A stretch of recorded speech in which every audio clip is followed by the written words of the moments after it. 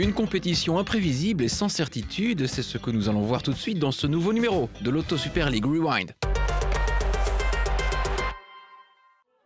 OHL et le Standard se disputaient la première place et Louvain a immédiatement pris les devants. Daman manque sa sortie et Van Dijk place calmement le ballon dans le but, 1-0 après seulement 2 minutes de jeu. La bataille est intense, le rythme est élevé, Janssens pour De Troyer, mais son tir n'est pas cadré. Le Standard n'y est pas, De Troyer adresse une passe astucieuse pour la jeune Sar Janssen qui inscrit son premier but de la saison, 2-0 après 20 minutes, Louvain est en position favorable. Un bon pressing du Standard permet à Amber Barrett de se mettre face au but. Elle pénètre dans la surface et réduit l'écart. Le Standard est de retour dans la rencontre. Dans la foulée, coup franc pour Gelders. Perez intervient mais rate son interception. Le Standard n'en profite pas. OHL semble reprendre le contrôle du match, mais Kuipers rend le ballon à Barrett. L'attaquante irlandaise ne fait pas semblant et envoie le ballon dans les filets. Barrett inscrit son 4e but de la saison. C'est 2 partout à la pause après une première mi-temps très enlevée. La première occasion de la seconde période est pour le Standard. Gelders intercepte, mais sa frappe manque de puissance. Et l'équipe locale domine, mais a du mal à percer la défense du Standard. Alors pourquoi ne pas essayer de loin? C'est ce que se dit Zomers. C'est 3-2 via la barre transversale. Le Standard prétend pourtant que le ballon n'a pas franchi la ligne, mais les images montrent clairement que c'est le cas. Louvain reprend l'avantage. Comme toujours, le Standard répond par Amber Barrett. Elle se retourne, mais Perez empêche l'égalisation. Louvain a le contrôle du match, porteur de la tête, mais la barre empêche le ballon de rentrer. La pression est constante. De Troyer trouve à nouveau porteur, mais la tentative termine dans les bras de Daman. La dernière occasion est également louvaniste. Caravetta frappe. Daman est à la parade. Avec l'aide de la barre, le score ne bougera plus. Louvain remporte donc le match au sommet après une rencontre de haut vol. Malgré les 2 beaux buts d'Amber Barrett, le Standard doit s'incliner.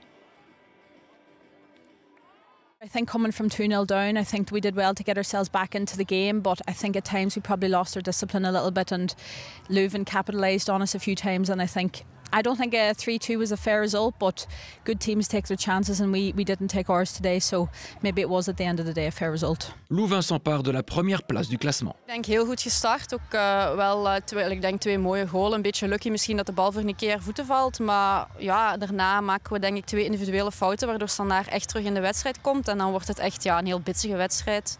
Ik denk dat we de tweede helft wel goed gereageerd hebben en toen misschien minder kansen gecreëerd hebben, maar wel ook wel terug de controle hadden. Wij blijven rustig. Wij kijken echt wedstrijd per wedstrijd, want wij zijn een heel nieuw team en wij moeten echt ook nog wel wat bouwen. Dus wij leggen ons totaal geen druk op. Le club Wayelais et la Gantoise s'étaient donné rendez-vous à Alter pour le derby des Flandres. La première occasion de but est pour l'équipe locale. Sur corner, Abrahamson tente une reprise, mais ça passe à côté. Gand peut également se montrer dangereux sur un coup de coin et la première tentative est immédiatement convertie.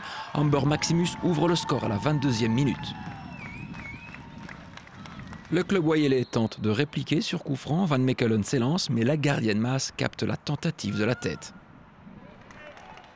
10 minutes avant la pause, Van Mechelen à nouveau part dans un slalom, mais elle ne parvient pas à tromper Maas. Harit Maas est en grande forme. En à peine 4 minutes, elle réalise 3 belles parades pour préserver ses filets inviolés.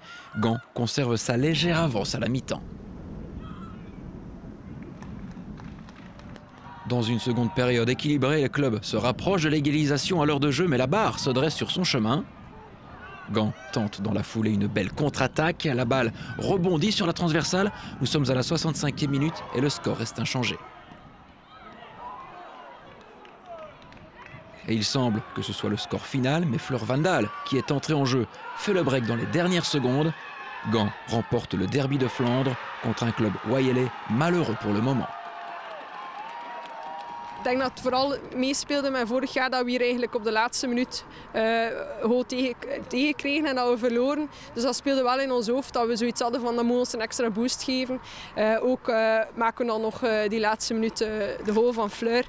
Dat was echt, dat gaf de volledige ontlading. Ik denk dat we allemaal heel blij zijn met die 3 punten. Ja, ik ben toch wel trots op ons team. Ik denk dat we elkaar goed hebben aangevuurd voor de wedstrijd. En we voelden het al van in het begin van op de bus van dit is onze dag. En we hebben getoond dat we ook tegen een topper kunnen winnen. Dus ik ben content.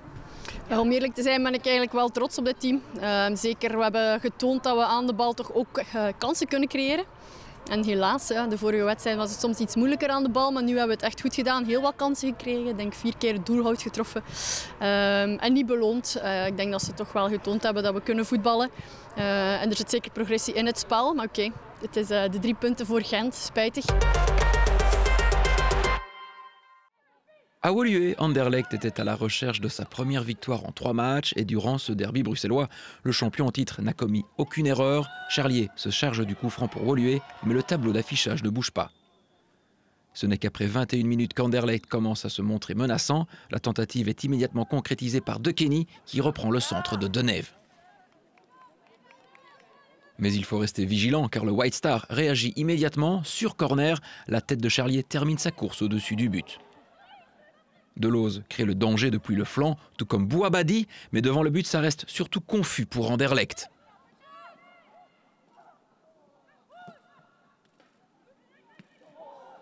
Anderlecht inscrit finalement son 2e but un peu plus de 5 minutes avant la pause après un corner joué rapidement. C'est un peu la panique, mais Wijnans est au bon endroit. Les Bruxelloises sont sur du velours et peuvent voir venir. En seconde mi-temps, Woluwe est repoussé dans sa propre moitié de terrain et Anderlecht domine complètement les débats. Il faudra attendre les 10 dernières minutes pour voir Jacobs inscrire le 0-3. Juste avant le coup de sifflet final, Anderlecht obtient un penalty. Tans part du bon côté, mais le tir de Jacobs finit tout de même dans le but. Anderlecht remporte ce derby de la capitale assez facilement. Ja, we wisten dat we wel niet hoog blok gingen zetten, dus een laag blok gingen zetten. Dus we hadden dat verwacht. We wisten dat we geduldig moeten zijn aan de bal.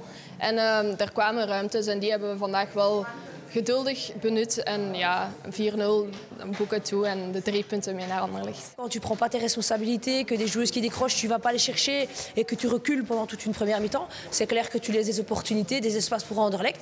Et voilà, on a un peu mieux réagi en deuxième mi-temps, mais voilà, elles ont été supérieures à nous parce que physiquement aujourd'hui on est en dessous d'Anderlecht, ça c'est clair. Sowieso wisten we dat het moeilijk ging zijn tegen Anderlecht. We moeten daar niet onder stoelen of banken steken. We wilden gewoon heel lang de goal tegenhouden en als die al vrij snel viel, stilstaande fase, die had ook een tegenvaller. We hebben wel ons best proberen te doen, we hebben heel stevig willen zijn. We hebben ons best gedaan en uiteindelijk vind ik dat er veel golen zijn. We hebben kansen gehad, we wouden er niet in gaan. En dus heel jammer resultaat. Vendredi soir, Zulte Waregem, 3e au classement, rendait visite à Charleroi avant-dernier. La première occasion survient à mi-chemin de la première mi-temps. Ce coup franc de Virendels passe largement au-dessus. L'équipe locale se montre également menaçante sur coup franc. Créa est au départ de l'action, Messène avait vigilante. Un peu plus tard, la zébrette Michalak perd le ballon, ce qui permet à Gbogou de se retrouver en bonne position, mais elle manque de précision pour surprendre la gardienne locale. Cette même Gbogou a encore une opportunité dans une première mi-temps fermée, mais sa tentative est dégagée par Dancoing. En seconde période, les occasions se font également rares. Blumenthal s'infiltre et coupe vers l'intérieur, mais elle ne parvient pas non plus à marquer. Les supporters doivent se contenter de petites opportunités. Un coup franc de Deli est repris de la tête par Bay, mais c'est un ballon trop facile pour Senave. En fin de rencontre, la Flandrienne Nikki van den Abel se ménage la chance du match lorsqu'elle reprend un coup franc de près sur la barre transversale. Blumenthal s'essaye également, mais sa frappe ne trouve pas le chemin des filets. Le match se termine sur un score nul et vierge 0-0. Zulte Waregem est déjà la 3e équipe cette saison à ne pas trouver de solution contre une solide formation de Charleroi. Je pense que c'est un match qui aurait pu basculer comme d'un côté comme de l'autre. Il aurait pu avoir une victoire aussi bien pour Zulte que pour Charleroi. Nous, le point positif qu'on va retenir, c'est surtout l'aspect de ne pas avoir pris de but, le clean sheet. parce qu'il est important de pouvoir garder le 0 derrière par rapport à une équipe qui joue très long, hein, avec des longs ballons, qui cherchent vraiment à mettre de la pression dans le grand rectangle. Et je pense qu'on a subi par rapport à ce jeu-là. Ja, ik denk dat het een wedstrijd was die we wel verwacht hadden. Ik denk dat we vooraf ook wel ons erop ingesteld hadden dat we tegen een zeer defensief Charleroi gingen spelen vandaag. Wat dat ook bleek. Ze hebben eigenlijk weinig intenties getoond om zelf te voetballen, waardoor dat voor ons wel moeilijk was. Ik denk dat we sowieso wel dominant waren en dat we de betere kansen gekregen hebben, maar net iets te weinig kansen. En dan weet je, dat had ik ook tijdens de rust gezegd, van kijk, we gaan tegen dit team zo gesloten geen 10, 15 kansen krijgen. Dus we gaan scherp in de box moeten hebben en dan heb je pech dat de bal tegen de lat gaat. Samedi après-midi, le KV Malines rendait visite au Racing Genk. L'équipe locale se montre directement dangereuse avec De Meester. Elle trompe Keulemans, mais son tir passe à côté. De l'autre côté, Malines s'illustre, mais Van Entereyck est fautive pour une petite poussette. Genk est l'équipe la plus dangereuse. Un peu avant la demi-heure, Petri centre pour Van Zer. Elle peut tirer en toute liberté, mais ça file à côté. Van Zer est très proche d'ouvrir le score quelques minutes plus tard. Son premier tir est bloqué, mais elle a une nouvelle chance grâce à De Meester et cette fois, c'est sur le poteau. Ce n'est que partie remise car lorsque Van Zer peut à nouveau lancer sa coéquipière Van Belle, ça fait but. Genk mène à la 38e minute de jeu.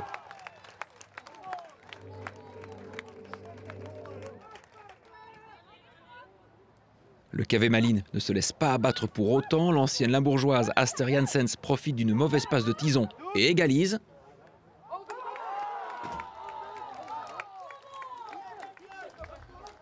Avant la mi-temps, Tirsa De Meester est lancée depuis sa propre moitié de terrain et après une belle accélération, elle marque face à Bakarn.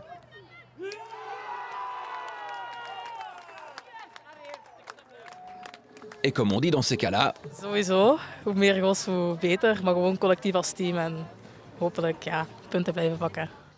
Après la pause, Malines cherche à nouveau l'égalisation. À mi-chemin de la seconde mi-temps, Skevenels peut tirer après un corner, mais sa tentative passe au-dessus.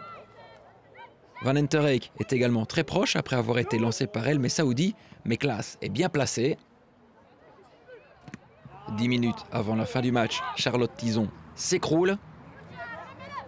Son poignet est brisé, elle a subi une opération et sera absente durant 6 semaines. Dans le temps additionnel, De Meester scelle complètement le sort du match avec son second but de la journée. Tout part d'une mauvaise passe malinoise et elle porte le score à 3-1.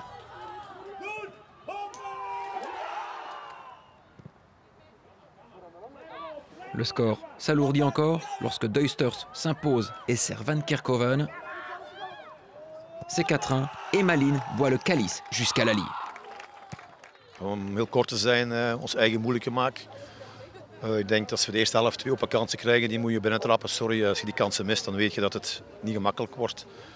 Dan maken we 1-0 en dadelijk wordt het 1-1. Ja, en dan maken we wel 2-1 onmiddellijk. Maar als ik zie aan de bal, die aannames hebben 3-4 tijden nodig om de bal onder controle te krijgen. De inpassing, soms veel te hard, soms veel te plat. Nee, ik ben eigenlijk niet 100% tevreden, helemaal niet. Ik ben eigenlijk een beetje teleurgesteld over het team zelf. Le KV reste lanterne rouge avec 0 points sur 18, mais émet des réserves concernant l'arbitrage. De eerste 25 minuten, een half uur, nam Genk wel wat iets meer initiatief. Heel veel beweging, deden ze wel heel goed, maar zonder echt uitgesproken grote kansen te gaan creëren. Ja, de wedstrijd wordt opengebroken op een manier die niet moet opengebroken worden. En als dat soort factoren meespelen, ook in onze situatie, ja, dan wordt het wel heel moeilijk om resultaten te halen. Wij kunnen die wedstrijd ook gewoon op de tablet volgen. Wij kunnen direct doorscrollen en inzoomen op de fasen die dat er zijn.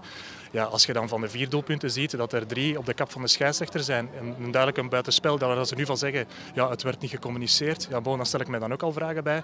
Een trekfout van hun centrale verdedigster die daarop eigenlijk rood kan krijgen. In de omschakeling maken ze een doelpunt. Dan de laatste fase daar, die de wedstrijd voor ons helemaal doodlegt. Ja, 1 op 1, los op de enkel, langs achter. Nu, ik ben ook 5 jaar scheidsrechter geweest. Als het voet is, is het altijd fout. En het hoorde het kletsen tot bij ons in Mechelen. Ja, dan ligt het niet aan ons, dan ligt het niet aan Genk, maar dan ligt het andere factoren die een serieuze impact hebben gehad op deze wedstrijd. Laat staan op het resultaat. Les résultats de la 6e journée avec Charleroi qui prend un point contre le SEV. De leur côté, Anderlecht et Genk ont répondu aux attentes. Le club Oyelais s'est incliné contre Gand et l'OH Leuven a remporté le choc contre le Standard. Louvain est à nouveau en tête du classement, Anderlecht et Genk remontent également, Gand se rapproche, tandis que le club wayélais se retrouve dans la colonne de droite. Pour le KV Malines, c'est toujours la soupe à la grimace. Le week-end prochain sera consacré à la Coupe de Belgique, on se donne donc rendez-vous dans 2 semaines en direct, qui plus est pour le match entre OHL et Charleroi. Ciao!